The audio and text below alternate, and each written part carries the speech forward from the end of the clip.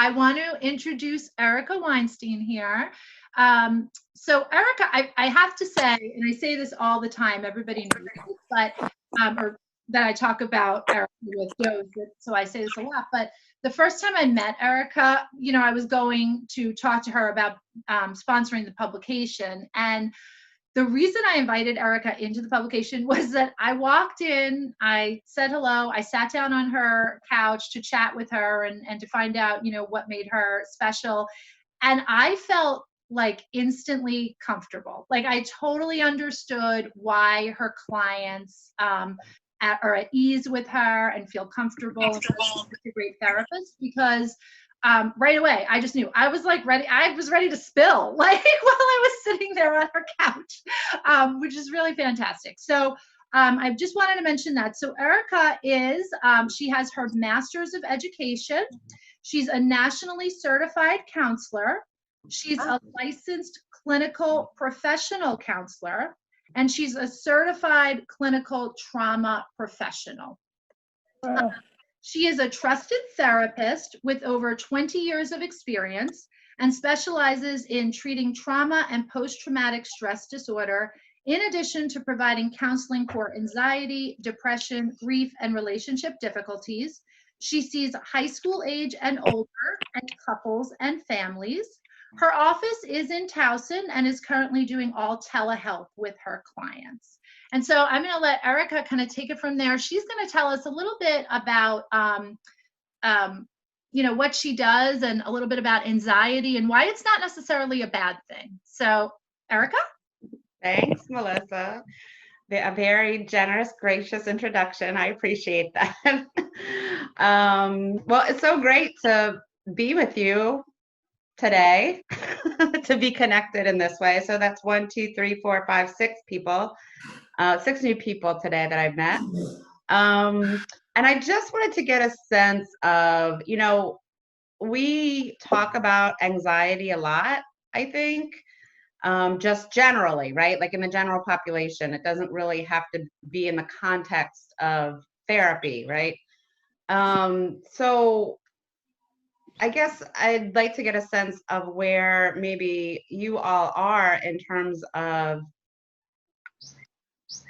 how in terms of, right, all of the changes that we have all been experiencing over the past 5 to 6 weeks or so, in terms of what you perceive anxiety, do you perceive that you're anxious about certain things, for yourselves, for your families, for our culture, for humanity?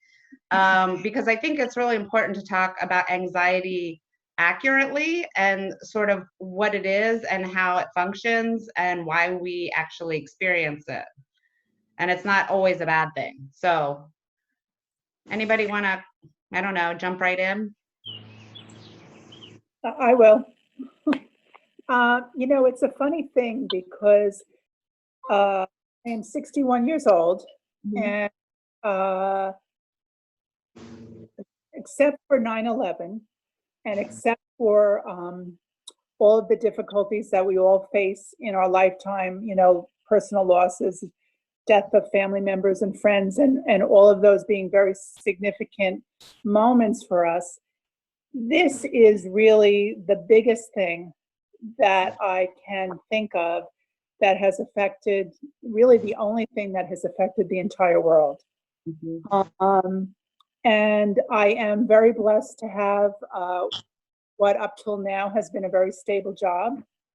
But I find my anxiety, even though I'm employed and I expect to be employed, I think the bottom line, it all comes down to being able to take care of our families and feed our families. So even though I don't feel necessarily that my job is in jeopardy, I do feel this stress that I've never had before, that will it really continue? Will my daughter get out of college? There be a financial issue that we've never experienced before. And that's a very unusual stress for me that I wasn't expecting to necessarily feel. Yeah. So all the what ifs. Right. Which is probably a universal anxiety right Sorry, can you say that again? which is probably a universal anxiety right now because when it comes right down to it, the bottom line is our family and really taking care of our family, and not being able to do that is scary. Yes. So that's thank you so much. Somebody called you Mo. Should I call you Mara or Mo? Either one is fine. Okay. Her sister called her Mo. Okay. Oh, are you her sister? Yes. Oh, okay. All right. Well, I really appreciate, that was, appreciate you like just kind of sharing that, right? And I think when you said, I think we might all be sort of experiencing this universal anxiety. I think you have a pretty valid point, because really what we're experiencing is global trauma. It's global traumatization, right? And so, but I don't want to, so I want to be able to like talk about anxiety. So your anxiety is kind of, it's manifesting in these questions in your head, like, is my daughter going to be able to graduate from college? All of these questions, right? Which is very normative, Right. right? I don't think there's a problem, I don't necessarily think there's a problem if we're having questions, right? Is this going to be able to happen? It's a matter of, right, if that kind of questioning is impeding your everyday functioning. Right. Your everyday level of functioning, right? In all the different areas, right? Social functioning now has been a little knocked off kilter, right? Right. Yeah. And so has work functioning. Right. For some of us. But that's kind of, I think, I don't know, so as long as like there's nothing, so anxiety is not necessarily bad. Mm. Asking yourself questions is not bad because you're concerned about the future. Right. It's not bad. That's not a bad thing, right? I'm normal then. Okay. That's a normative response to what we're experiencing, right? Globally, in our states, in our country, and then in our communities, in our families, right? And within ourselves, right? Just smaller. So does anyone have any kind of like, I don't know, guesses, or does anyone know or think they might know what the purpose of anxiety is? Or what could be a purpose of anxiety? Go ahead, Melissa. Oh, I was just going to say, is it to like let you know when your body is feeling something so that you're, aware and then can take care of that? Is that kind of like your, it's kind of, I don't know, a notification system? Yes, that's a big part of it. What was that? I was going to just say the same thing, like almost an alert to something isn't right and I need to focus on it. Correct. Yeah. Other people are raising. You can just go ahead. I agree. I think anxiety is a function of our intuition, but I also, the other concern is that what happens when it's in overdrive and we're anxious about things that aren't, rational or existent and stuff like that.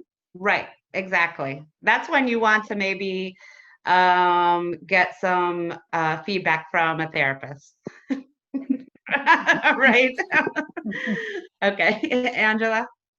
I was saying the same thing, like to trigger that fight or flight kind of like eustress versus de-stress, like just like figure it out. Yeah, absolutely. Yeah, so that's fantastic. I'm really like blown away. I'm like, wow, this is great. I'm having a conversation about anxiety with people that are really kind of, know what they're talking about. It's awesome. Yes, we every single human being, that's built into our brains, right? That's in the back brain, in the old, there's lots of names for our the back brain or the old brain or the reptilian brain or the limbic system, right? And so if we didn't, just think about if we didn't have that alarm system, you know, and if it wasn't accessible to us. I mean, well, that's autonomous, right? That alarm system is autonomous. So meaning like I a lot of times I use the example of you know, something that happens pretty regularly that sets off our alarm system, right? Getting cut off in traffic, for example. Right? What happens when we see a car or another vehicle swerve, you know, swerve into our lane? What's the response? Get angry. Get angry? What's the You what? Heart races. Take Heart a bit races, back. Yeah. Maybe you swerve, like you. swerve. Yeah. Yeah, right? Because in that moment, right, your life is in danger. And that's the alarm system, that anxiety, that rate, that heart, Susan mentioned, you know, heart rate increases, right? Your breathing might, your heart rate can increase, your breathing can quicken, right? You can get that sense, right? Like I know when I was younger, a lot younger, and I would see police lights in the back, you know, I'm driving and I see police in the back. Like I get this feeling like, oh my God, you know, and it was sort of like in the pit of my stomach, right? That was my alarm system. It's imperative that we have that in order to function, right? In order to survive, right? But what happened, I think, is, you know, over time, you know, we needed that when, right,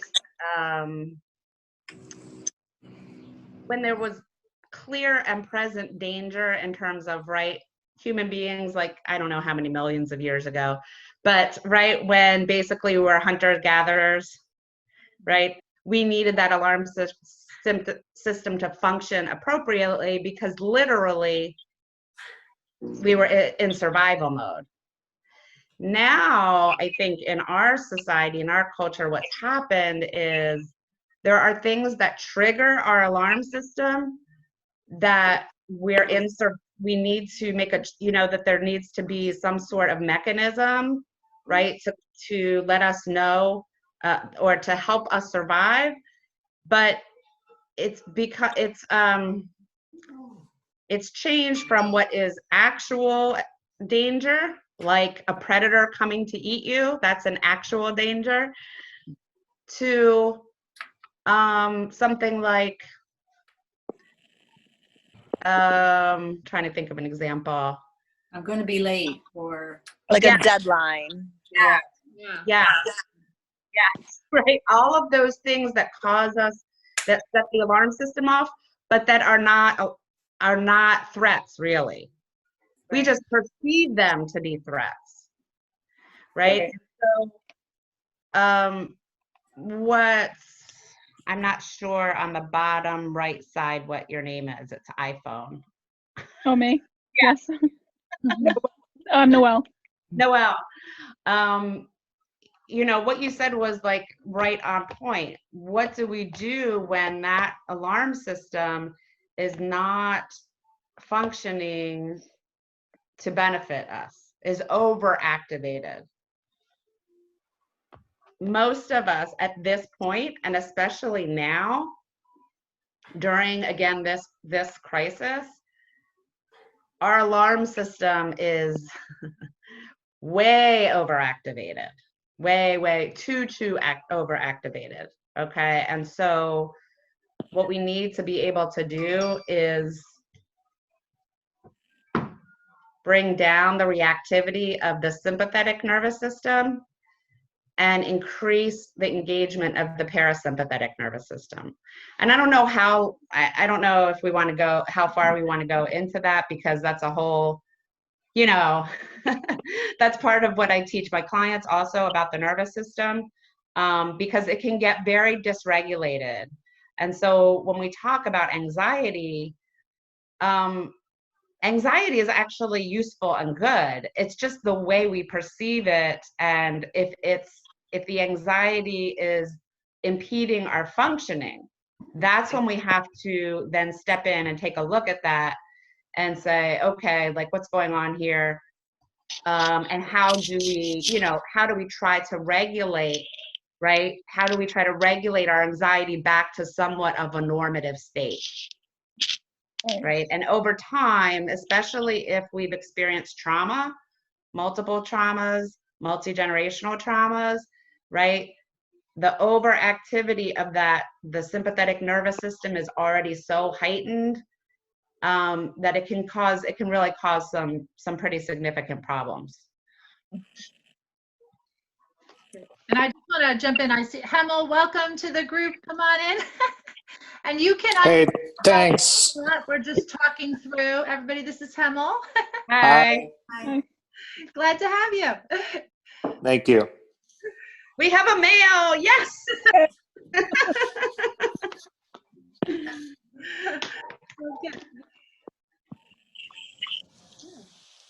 Okay. Erica, do you want me to jump into? We did get some questions in advance. We want to jump into those and then kind of let people ask their own questions as well, or what do you think? Sure, that's fine. Whatever works. Does that work?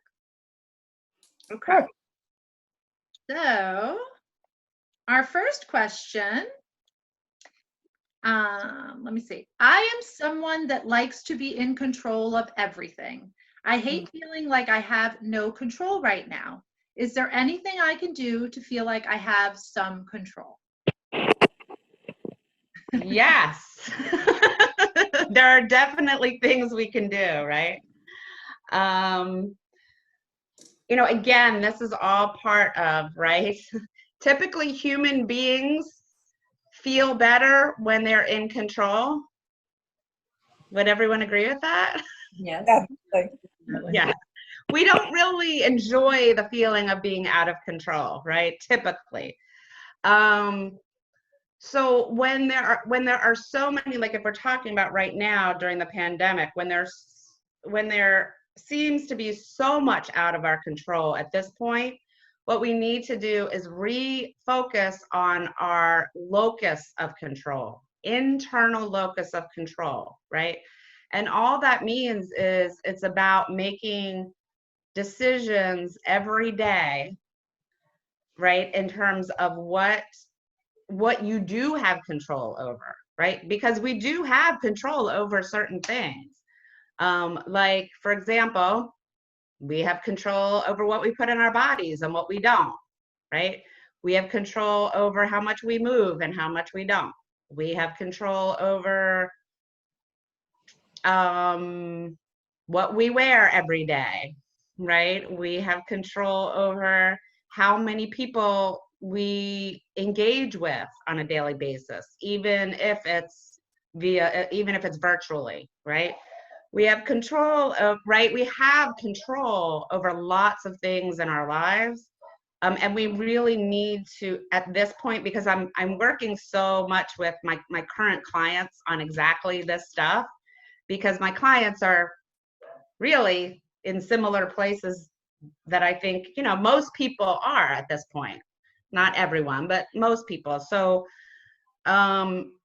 it's really about getting back to that locus of control. Okay, so today, what do I have? What's in my control? Like, what is, and then making a sort of framework for yourself on a daily basis. I'm talking about right now, while we're living in this sort of parallel universe, is what it feels like a lot of the times,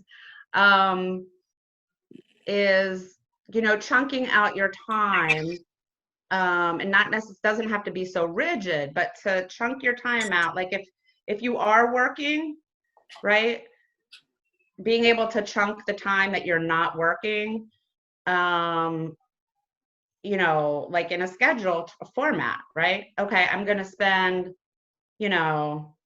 between breakfast and lunch, I'm going to spend, you know, I don't know, anywhere from 15 minutes to a half an hour doing something physical, right? Whether that's yoga, whether that's Tai Chi, whether that's riding your bike, whether that's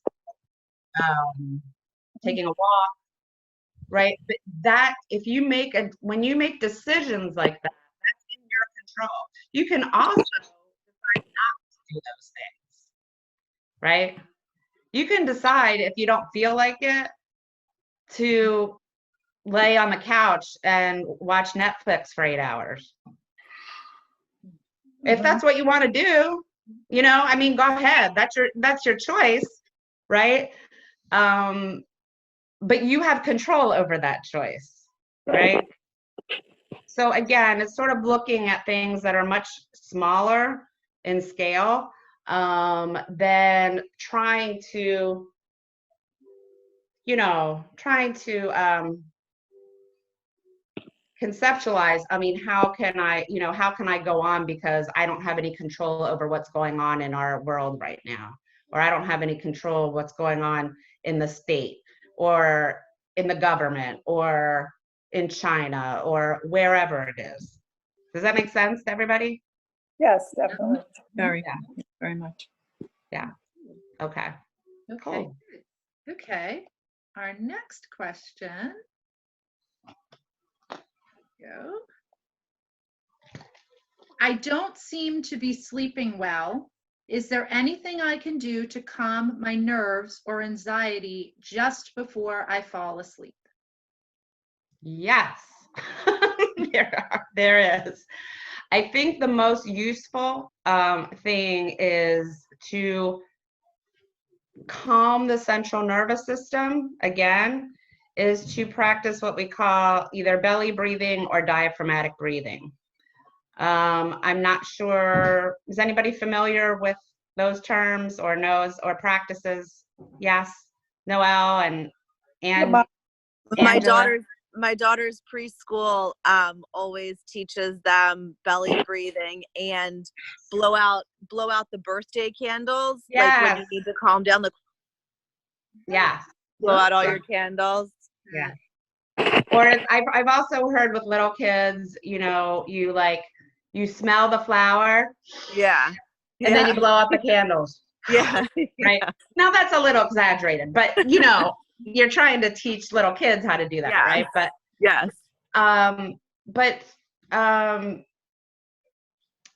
we need to be able to, so if you wanted to look up, I mean, because I don't really have the time right now to sort of go through a diaphragmatic breathing, belly breathing session right now, but certainly Google diaphragmatic breathing and you'll know how to, I mean, it's all right there, right? You can find out how to do it.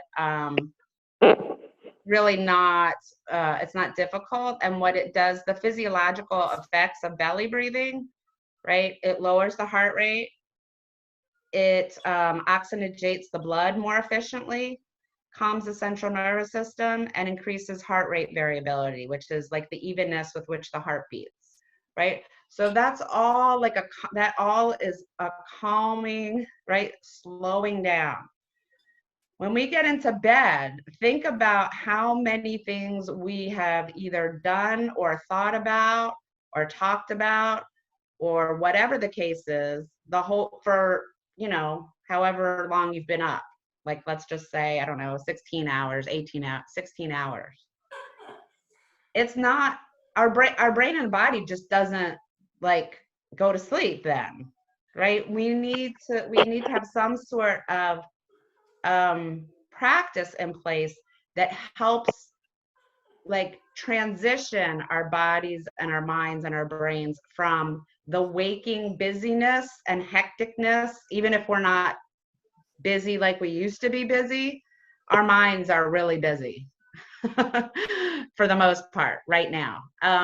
So we need to have that transition time, and belly breathing or diaphragmatic breathing is a really nice way to transition from the wake part of our day to the sleep part of our day. Yeah, there's lots. Yeah. Yeah. I was gonna say it was recommended to me a long time ago. I think it had a little bit more to do with like clenching your jaw at night or like teeth grinding, but I think it could sort of contribute to being awake, to like consciously unclench your hands and like consciously like unclench your jaw before you go to sleep. Yeah. It could be that. Yes, I think that's great too. Like, Progressive. not totally about sleep, but like calming. No, it is. But yeah. it's about, right, where do we carry stress in the Right. body? Anybody? Where do we carry stress in the body? And and like your shoulders and your face. Jaw, right? Yeah. This right is the back big here. jaw, neck, shoulders, and also there's a muscle group that nobody pays attention And your to. abs? Is it in your abs? It's your pelvic floor muscles, not your abs. Oh, Your pelvic floor muscles. But we don't know that because we don't feel those muscles. We feel this, right? You Yeah. can feel, and that, the clenching of the jaw can cause headaches, Right. right? We feel when it's tense up here and we're like, but we do not experience the tension of the pelvic floor muscles. And this is true for men and women, by the way. A lot of times when we talk about the pelvic region, I feel like it's only women. But men have pelvic regions too, believe it or not. So, there's something called PMR, which is progressive muscle relaxation, which is part of what you were talking about, Angela. Yeah. Like, that works for some people. It doesn't work for others. Yeah. Because for some people, that's too much thinking. That's too much. It's too much trying to pay attention, like trying too hard, right? Right. For some people, it really can be effective because you purposefully, intentionally let go of each muscle group in your body. So it's certainly something that you can try. And if it works, right, I'm of the ilk that if you find something that works for you and it's not hurting yourself nor anyone else, do it. It doesn't really matter what it is, as long as it's safe and healthy, just do it, right? So if PMR works for you, progressive muscle relaxation, then by all means, practice that. Along with belly breathing would be great. That's great. Okay, good. Okay, the next question is, what should I do if I think my anxiety about COVID-19 is affecting my kids? What should someone do if their anxiety? Yep. What should I do if I think my anxiety about COVID-19 is affecting my children, my kids? What should the parent do? The parent should own their own fear and worry and anxiety and manage it. Okay. So, and that's right. That's part of why people go to therapy. Some people don't need to go to therapy or want to go to therapy to try to manage anxiety if it's not that problematic. But if you're a parent and you're already aware that, right, what you're experiencing is affecting your children, that's important. Right? And we all know this information, right? What we experience as parents or what you experience as parents, I am not a parent, by the way. What you experience as parents has a direct correlation to what your child is experiencing, right? So what's that? I was going to say, I've always felt that one of the greatest tools you can give your children is a model of how to deal with stress. That's right. I think that it's such a healthy thing to get support if you are feeling anxiety to that level. It's the best thing for yourself, and if you're a parent, it's a gift to your kids. Agreed. Fantastic. Yes. right? So if you are finding that you're not, you're not at a point right now where you're able to manage your anxiety, or you don't know what to do, or you're struggling, I think, trying to, connect with a professional that can help you so that you can then be, and Mara, that's beautiful what you just said, because what you're going to practice is what you are going to teach your children or your child anyway, whether you know it or not, right? So whether you're aware of that, whatever you model is what your child is going to learn, right? So if you're practicing belly breathing, right? And your kid is like, Mommy, Daddy, what are you doing? Teach them. You can do that. Like, you can tell them what you're doing. You can tell them that, like, mommy's scared right now, or mommy's like a little upset right now. And so, or daddy's scared, whomever, grandma and grandpa is having some, like scary feelings. I'm doing my belly breathing so I can calm those feelings down and feel better, right? I mean, in terms of developmentally appropriate, right? Depending on how old your kids are, right? And the best thing a parent can do is to take care of themselves. And I think that's what you were saying, Mara, right? That's the best gift you can give your kids, is to take care of yourselves first. I work with tons of parents, lots and lots of parents.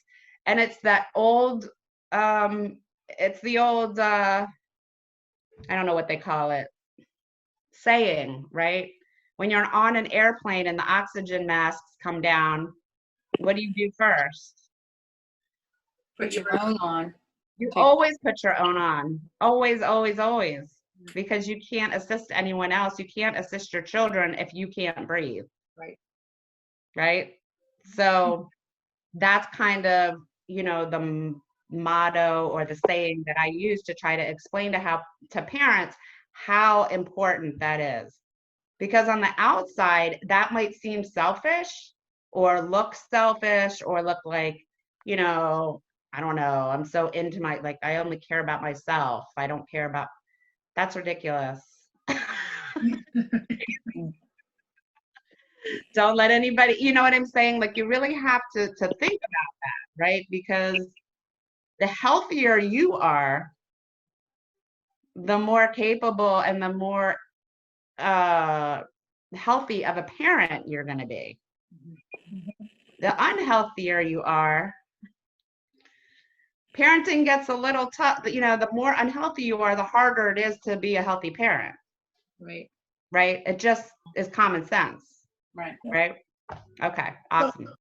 And I think this next question is a great one, actually. It kind of feeds a little bit into that. So, my high school senior seems very angry and agitated lately.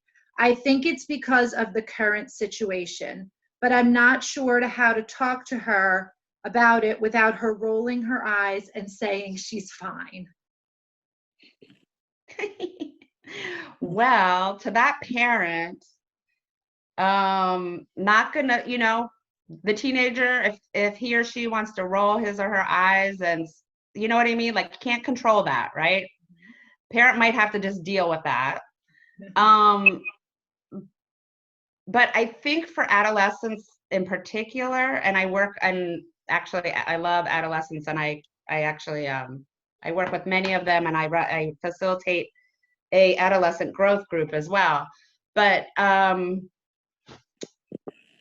think it's sort of helpful to ask more questions to adolescents, in terms of, instead of the sort of, besides, are you okay? I mean, typically, yes, the answer is going to be, yeah, I'm fine. If you have a more aware,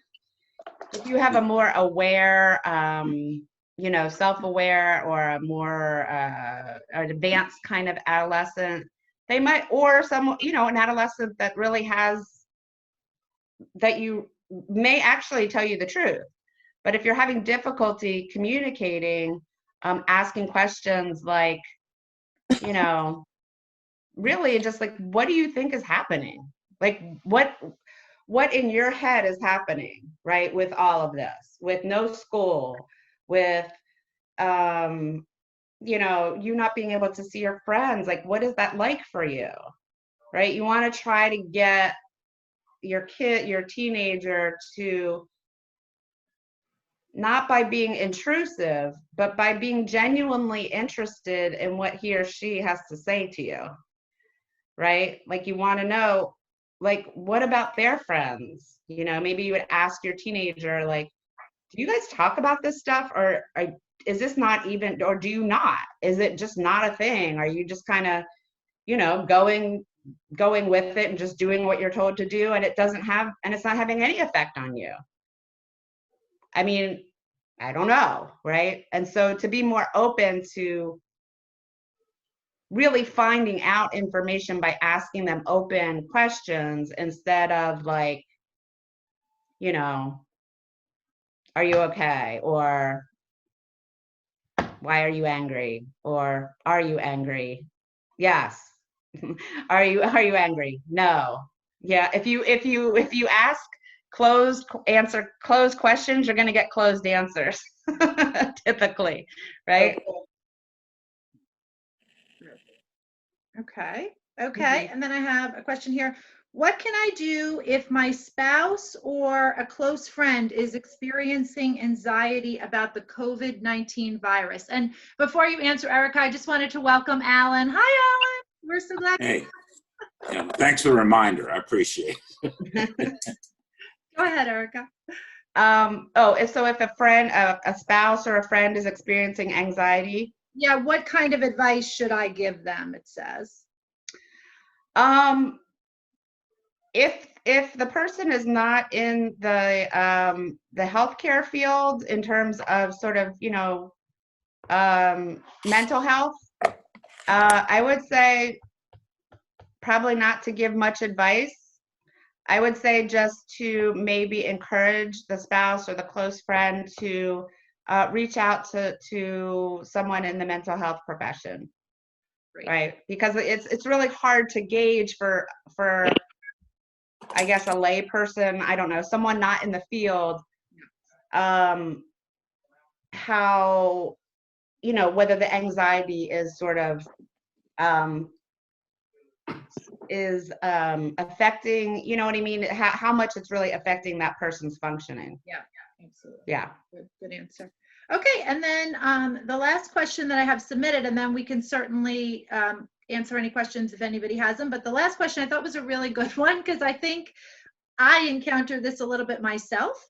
But I want to follow the news, but I feel like my anxiety is getting worse every day. What should I do? Okay. Yeah. This is a big one, right?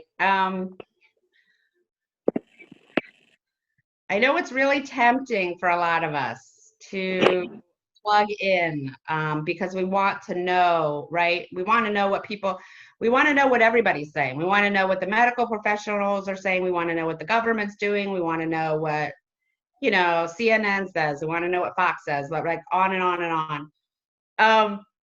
If you're noticing that your anxiety is ramping up, you want to bring that down, right? So that doesn't mean that you need to stay in the dark in terms of what's happening, right? But you certainly, again, this is about our locus of control. This is about your locus of control. Maybe twice a week, or, you know, you want to check in with a certain,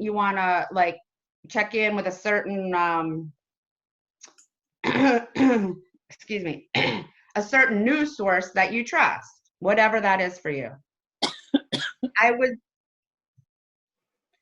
stay away from Facebook. Yes. I think Facebook causes a lot of problems. Do whatever you want, but right, like you're all adults, you all make your own decisions, but you know, if you have one or two sources of, right, reliable information, whatever that may be at this point in this stage of the game, to maybe sort of schedule that into your sort of schedule, right? So instead of flipping through, you know, different channels, instead of keeping the TV on or your computer on, and in the background, there's this like droning of the numbers and droning of medical profession, you know what I mean? It really can be quite damaging.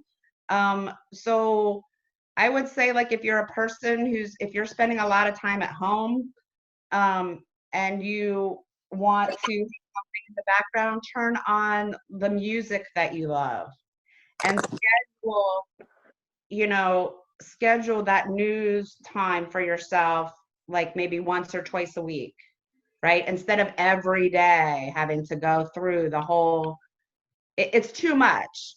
We already have, as human beings, our stress response systems are sort of on overdrive right now. And so continuously, you know, being plugged into the news feed is going to just ramp it up even farther, right? Because we're constantly being stimulated by this information. Turn on the music, turn off the news. That's what I started doing that a couple of weeks ago. Awesome. Had music on, soft music, and I've started just listening to the governor every other day, and I don't listen to anything else. Maybe I catch up on the news at 11 o'clock. I don't have the TV on because it was just too much. I couldn't do it anymore. Good for you. You made a conscientious choice. Yeah. Yeah. And Erica, when we were talking earlier, you had mentioned that the government site, you want to like, you know. Oh yeah. You know, maybe, you know, another source of information, is specifically to our state, right, is the COVID-19 Maryland.gov, or I can't remember how it goes, Maryland.corona19.gov. You know, that way, if you go to the web, you know, then you can sort of pick and choose what you want to know about, right? And so it's not this kind of, and then you don't have to sit there and sort of go through the scroll of everything that's posted, right? You can kind of pick and choose sort of, but you want to limit yourself, right? You don't want to spend an hour on the website, right? You want to sort of, you know, just, you know, in your head, just say, okay, I'm just gonna, this is what I want to know, right? I want to know, you know, about anything new that Governor Hogan has, any kind of new orders or anything new that he said, right? That's what I want to know. And then I want to know, you know, I don't know, about any kind of new symptomology about COVID-19. You look for the answers for those questions and then you're done, right? Instead of scrolling through, because it's really, it can be very, very damaging. And we know this, right, from 9/11, right? If we think back to 9/11 and how we were shown those images over and over and over and over again, it made things worse, I think. Yeah. Yeah. Thanks. Yeah. Okay, so those are all the questions that were submitted. Does anybody have any additional questions? If you're muted, you can go ahead and unmute yourself and just raise your hand and come right out. I have something. Okay, Noah. Since considering we're, you know, staying inside like all day, every day, do you have any tips for staying motivated? I'm sorry, any tips for what? For staying motivated? Ah, yes. Very, very difficult at this time, right? Very, very difficult. A challenge, I think, for most of us. I think that, you know, having some external accountability could be really helpful, right? So in this time where we're sort of like isolated, but we're also reaching out, and we feel, and there's this kind of, you know, like, what do I do with this, right? Is, you know, to really reach out. If you have a couple of friends, or you have a couple of coworkers, or whomever in your tight circle that you know are going to hold you accountable, and you're going to hold them accountable, and then you start meeting, like, either, you know, on, you know, if you FaceTime each other or whatever, you schedule that, right? You check in with each other in terms of, it's again another thing to add to your kind of chunks of time, right? Like, if you're so that maybe you can schedule like twice a week, with one, and it doesn't have to be a huge amount of people, right? Like 1 or 2 other people. It could even be one other person. You know, check-in times, and you discuss, like, during that, like, little meeting or whatever, what it is that you're holding each other accountable to, right? This is very, very hard to do alone. Very, very, very hard to do alone. Even if, you know, we're not alone, like if we have a spouse or if we have a children, it's still, there's still this, you know, human beings are social creatures. So something is you know, something really gets depleted in us when we are forced to not be social. Just think about that for a minute. Yeah. You know, that's how our brain functions. Our brain functions in a social connection pattern. We have actual parts of our brain that are designed for that. So however we can connect, even if it's virtually, even if it's on the phone or Zoom or FaceTime, we have to do that, because without that, like, it just is too easy. It can happen very quickly, and we can very easily slip into or go down the rabbit hole. I think that's a term that we're all familiar with, right? Does that make sense? Yeah. Yeah. Noel, is it Noel? Yes. Yeah. Does that make sense? Yes, it does. That was helpful. Thanks. Okay. Other questions? Erica, you've been holding your sessions online. Is that something you'd consider doing if the crisis is over? I was just talking to a colleague about this morning. I'd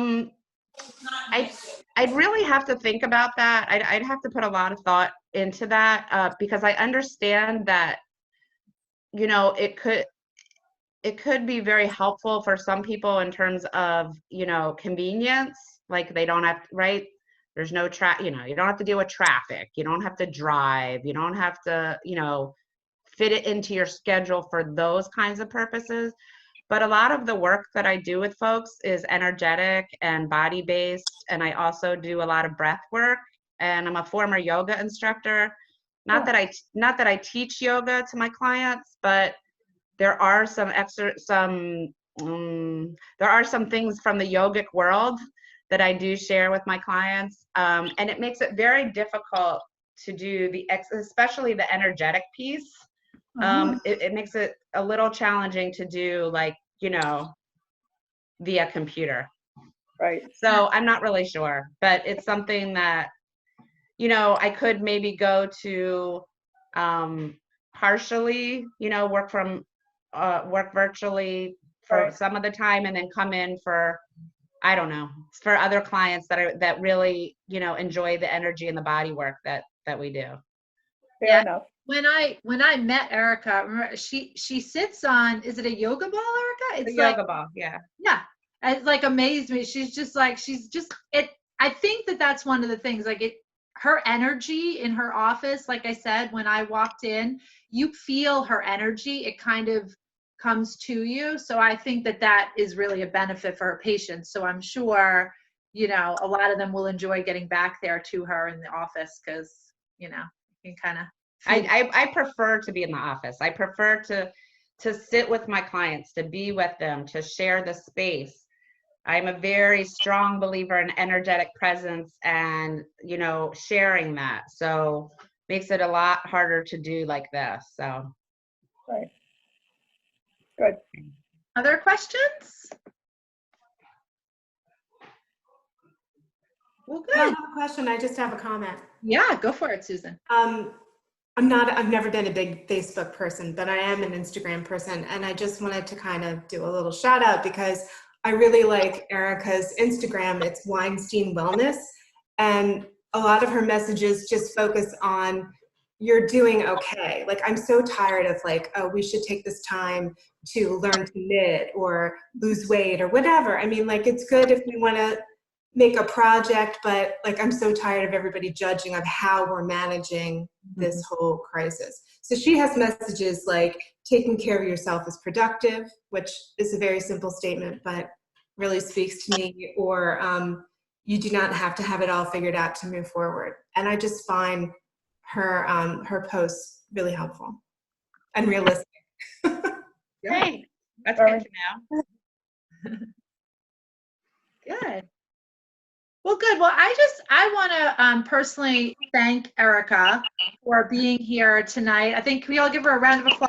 I think it was I think a lot of really great information shared here. And it was interesting when I put the call out for questions, what I heard from people, like when you looked at the questions I was getting, I told Erica, they mirrored exactly what I was seeing like out there in the world that people were, you know, calling into Good Morning America and the Today Show about. And I think it was kind of a neat thing that really, while everybody might feel like they're having those questions or their anxiety on their own, it was important for us to let people know that this is very common. This is very normal right now. And it's okay to have these questions and to want to talk about this. And so I thank all of you for coming on and, you know, spending some time with Erica. Erica's website is WeinsteinWellness.com. And like Susan said, you can follow her on Instagram for some really great things. And I'm going to send Erica's contact information out after this to everybody who was here and everybody who missed it too, so that they can have that. And then I also just want to let you know that our next Neighbors Night Out is May 9th. It's our wine tasting. Really excited about that. If you order your wine by May 1st, you're guaranteed to have your wine by May 9th for that. And if you need more information about that, if you didn't get the e-bite or whatever, I can send that. And then I'm really excited to tell you that I came up with another event. I've talked to a few people. Hamel, I bet Sonia would enjoy this. We're going to do a little talent show. So we're going to kind of get people together. They can play the piano, play a musical instrument, sing, tell a joke, show some art, whatever they want. But again, it's just another way for us to connect. And I think we're looking at doing that May 23rd. So more information coming on that. But I just wanted to thank everybody for coming tonight. And, you know, stay safe. Thank all of you, right? So for those of you who don't know this, right, namaste, right? The highest in me bows to the highest in you. And that's what that means. So it's that's my signing out. I really appreciate you guys having me and sort of chatting and talking and all the questions. It was really awesome. Oh, thank you so much. Be well, everybody. Be well. Thank you.